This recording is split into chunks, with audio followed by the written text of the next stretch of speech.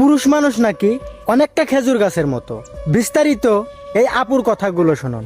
পুরুষ মানুষ অনেকটা খেজুর গাছের মতো, আদর পায় না, যত্ন পায় না, কেউ জল দেয় না, সার দেয় না, গোড়ায় কেউ মাটিও দেয় না।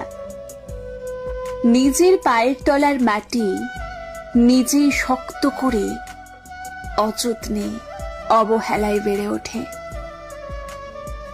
বেড়ে ওঠার পর তার কাছে প্রত্যাশা অনেক, তার ফল খুব মিষ্টি, তার রসের জন্য হাহাকার, তার রসের গুড় চিনির কয়েক গুণ বেশি উপকারী।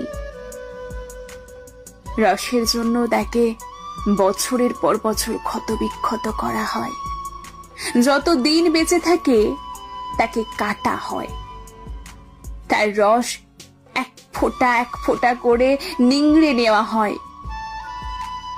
আর রস নেওয়া শেষ হলে তার আর কোনো কদর থাকে না, একাকী অযত্নে পড়ে থাকে।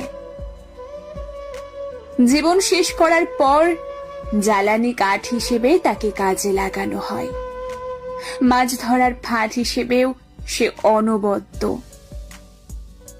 কিন্তু খেজুর গাছ কোনো অভিযোগ করে না, প্রতিবাদ করে না, কোনো কিছুর প্রত্যাশা করে না, ভালোবাসা চায় না, শুধু ফল দিয়ে যায়, রস দিয়ে যায় আর মাথা উঁচু করে বেঁচে থাকে পরিবারের পুরুষ মানুষটির মতো।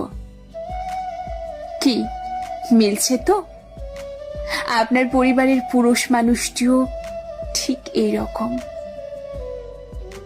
আর আমার পরিবারেরও। আমরা শুধু নিতেই জানি, একদম নিংড়ে নিই, কারণ তার মাথার উপর যে অনেক দায়িত্ব। পুরুষ মানুষকে এইভাবেই পৃথিবীতে পাঠানো হয়, শুধু দায়িত্ব কর্তব্য পালনের জন্য। আমার কেন যেন মনে হয় আমাদের পুরুষ মানুষদের জন্মই হয় শুধু দুঃখ কষ্ট আর পরিবারের দায়িত্বকে পালন করার জন্য। আমাদের পুরুষ মানুষদের বুদ্ধি জ্ঞান হওয়ার আগে থেকেই আমাদের কাম কাজে লিপ্ত হতে হয়, পরিবারের দায়িত্ব কাঁধে নিতে হয়। আর যতদিন অবধি বেঁচে থাকি ততদিন অবধি আমাদের এই সংসারের দায়িত্ব বয়ে বেড়াতে হয়। আর এই আপু যে বলেছে একজন পুরুষ অনেকটা খেজুর গাছের মতো, এই কথাগুলো 100% সত্যি। আপনাদের কাছে কি মনে হয় অবশ্যই কমেন্টের মাধ্যমে জানাবেন।